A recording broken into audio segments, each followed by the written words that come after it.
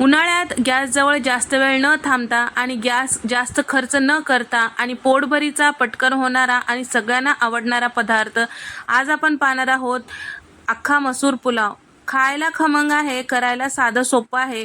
चला तर मग साध्या सोप्या आणि पोटभरीच्या रेसिपीला सुरुवात करूया.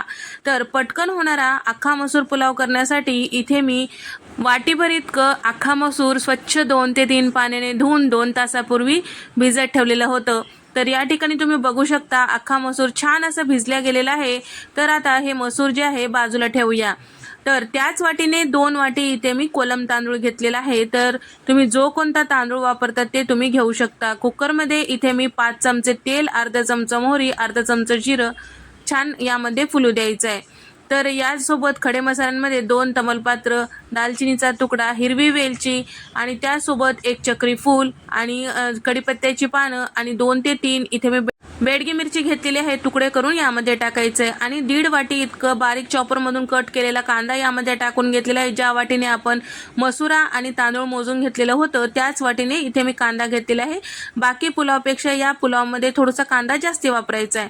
आणि त्याच वाटीने इथे पाऊण वाटी इतकं टोमॅटो बारीक कट करून घेतलेला टाकलेला आहे, ते सुद्धा परतून घ्यायचं आहे. कांदा हलकंसं रंग चेंज झालं की टोमॅटो टाकायचं, लक्षात ठेवा.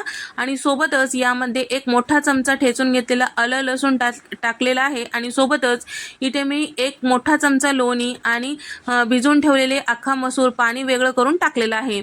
आणि थोडीशी कोथिंबीर. पावडर मसाल्यामध्ये इथे मी 1 मोठा चमचा धने पावडर, अर्धा चमचा भाजलेली जिऱ्याची पूड, 1 चमचा गरम मसाला, 1 चमचा हळद आणि 1 चमचा लाल मिरची पावडर, हे सगळे पावडर मसाले सगळं छान असं व्यवस्थित मिक्स करायचं आहे. आणि 1 मिनिट परतून घेतलं की यामध्ये स्वच्छ धुवून घेतलेले तांदूळ टाकायचं आणि चवीपुरतं मीठ टाकायचं, मिक्स करायचं, अर्धा मिनिट वाफून घ्यायचं. त्यानंतर यामध्ये टाकायचं आहे पाणी. तर तांदूळ आणि अख्खा मसुरा ते दोन्ही मिळून 3 वाटी इतकं झालेलं होतं. त्याच वाटीने आपल्याला 1.5 पट पाणी, म्हणजेच एका वाटीला 1.5 वाटी या पद्धतीने पाणी टाकायचं आहे. तर इथे आपल्याला साधारण 4.5 वाटी इतकं पाणी टाकून घ्यायचं आहे. तर या ठिकाणी पाणी टाकून घ्यायचं आहे आणि परत मिक्स करून घ्यायचं आहे. 1 चमचा लोणी टाकायचं आहे लास्टला आणि त्याचबरोबर झाकण लावायचं आहे. गॅसचा फ्लेम मध्यम ठेवून 1 शिट्टी काढून घेतलं की इथे आपला अख्खा मसुरा पुलाव तयार.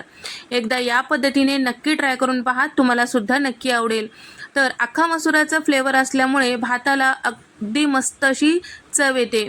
तर या ठिकाणी नेहमी तेच ते पुलाव, भात, खिचडी खाऊन कंटाळा आला असेल तर वेगळं या पद्धतीने ट्राय करू शकता. फक्त कुकरची 1 शिट्टी, मस्त गरमागरम हा पुलाव. तर हा व्हिडिओ तुम्हाला आवडला असेल तर व्हिडिओला लाईक करा, शेअर करा आणि त्यासोबत सबस्क्राईब करायला मात्र विसरू नका.